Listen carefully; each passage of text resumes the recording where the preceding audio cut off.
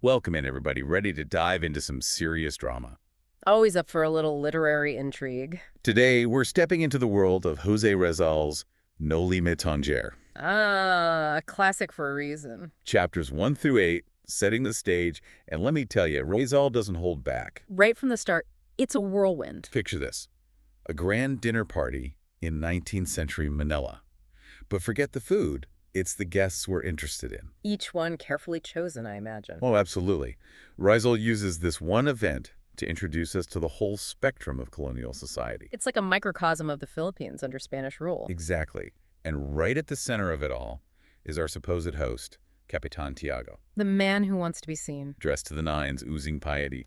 But you get this sense that it's all a bit calculated, Like his devotion is just another accessory. which makes his absence at his own party even more intriguing, don't you think? More concerned with appearances than true hospitality. Classic Tiago. Speaking of appearances, we can't forget Fray Damaso, Ah, yes. The imposing Franciscan. Hard to miss him. especially since he decided to grace everyone with his bare feet A power move if I've ever seen one. at a fancy dinner party, no less.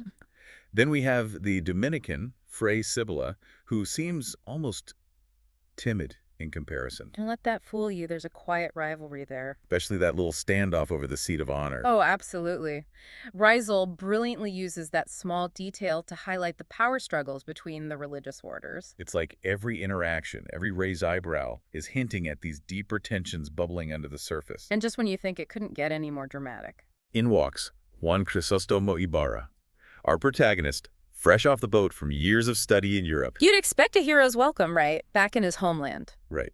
But instead of open arms, he's met with icy stares. Fray Damaso in particular doesn't seem too thrilled. Definitely some bad blood there, stemming from their fathers, we're told. Ah, so it's not just Ibarra's return that's stirring things up. It's his family's history, too. Exactly. It's like his homecoming is about to unearth a whole lot more than anyone bargained for. Rizal certainly knows how to build suspense. Oh, he's a master.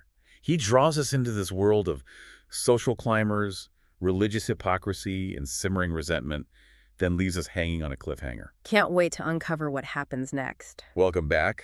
Last time we left Ibarra facing some seriously frosty vibes from Fray Damaso. Yeah, definitely not the warm homecoming you'd expect. And we know it goes back to their fathers, but the details are still a mystery.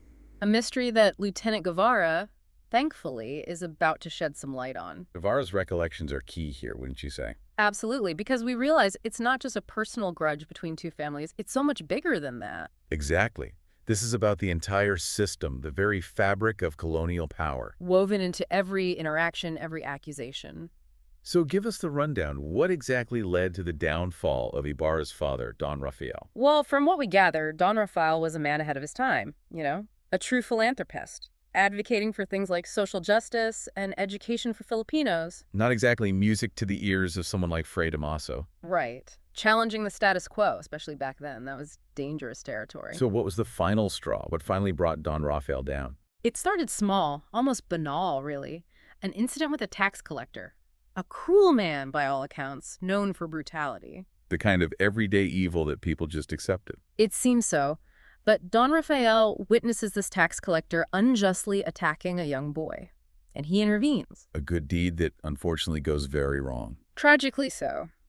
The altercation leads to the tax collector's death. And despite his good intentions, Don Rafael is blamed. His enemies see their opening. Oh, absolutely. And Fray Damaso, being at the top of that list, seizes the opportunity to paint Don Rafael as this dangerous radical. They throw some heavy accusations at him, right? Heresy, filibusterism. Words that carried immense weight in colonial Philippines. It's important to unpack that for a moment, I think. What do those terms actually mean in that context? Well, heresy, that's essentially branding someone an enemy of the church, a threat to their authority. A way to discredit someone instantly. Exactly. And then you have filibusterism, which was essentially any hint of dissent against Spanish rule. So advocating for Filipinos, even peacefully, could be seen as treason. Absolutely. It was a way to silence anyone who dared to question the established order. And tragically, they were incredibly... What a gut punch. It really underscores the human cost of colonialism. These weren't just abstract policies. They had real, devastating consequences. And those consequences are what Ibarra walks right into. Returning not as a hero, but as the son of a supposed traitor. forced to confront this legacy of injustice. And that brings us, I think, to the heart of the novel's title, Noli me tangere, Touch me not. taken from the Gospel of John, right? Christ telling Mary Magdalene not to touch him. But Rysel infuses it with this deeper meaning. It's about the wounds of injustice. Exactly. Wounds so deep, so ingrained that they can't be easily healed. Ibarra's very presence is a challenge to the status quo. A demand for acknowledgement, for justice, and it's only just begun. So we've seen the dark side of this world, the injustice that consumed Don Rafael. But even amidst all that, Rysel gives us a glimmer of light. Right, a touch of romance. Exactly. Maria Clara, Ibarra's childhood sweetheart. And their reunion is something special, isn't it? Oh, absolutely. So much tenderness. That scene on the azotea. The azotea. Such a classic element in Filipino architecture. Open air, connecting inside and out, almost symbolic, I see what you mean, like their relationship caught between tradition and change. And those sage leaves Ibarra kept all these years. A token of enduring love. A reminder of simpler times, maybe. But it's a fleeting moment, isn't it, this reunion?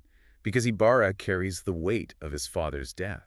The past is never truly past, especially in this story. Exactly.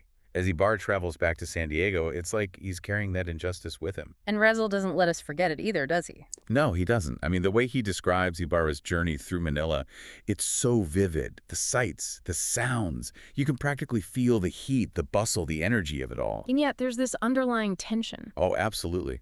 Especially when Ibarra recalls that convict who died while being forced to labor on the streets. A stark reminder of colonial brutality. One death representing countless others. And it clearly makes an impact on Ibarra, because it's a reminder that his fight, his family's tragedy, it's part of something much larger. That's the thing about Noli me tangere. It works on so many levels. A personal story, a love story, but also a story about a nation grappling with its identity. And Rysel doesn't shy away from the tough questions. He certainly doesn't, and that's what makes these opening chapters so compelling. We've got Ibarra, determined to honor his father's memory, head over heels for Maria Clara, but also acutely aware of the injustice surrounding him. Talk about an impossible situation. Right. So we're left wondering, what will he do? How will he navigate this world that seems determined to break him? That's the question that lingers, isn't it? It certainly does. And on that note, we come to the end of our deep dive into Noli me tangere. Hopefully this has sparked your curiosity to explore this incredible work further. Because as we've seen, Rysel's words still resonate today. They remind us that even amidst oppression, there's always hope, and that the fight for justice, for a better world, is a fight worth having. Thanks for joining us in this deep dive. Until next time, keep exploring, keep questioning, and keep the conversation going.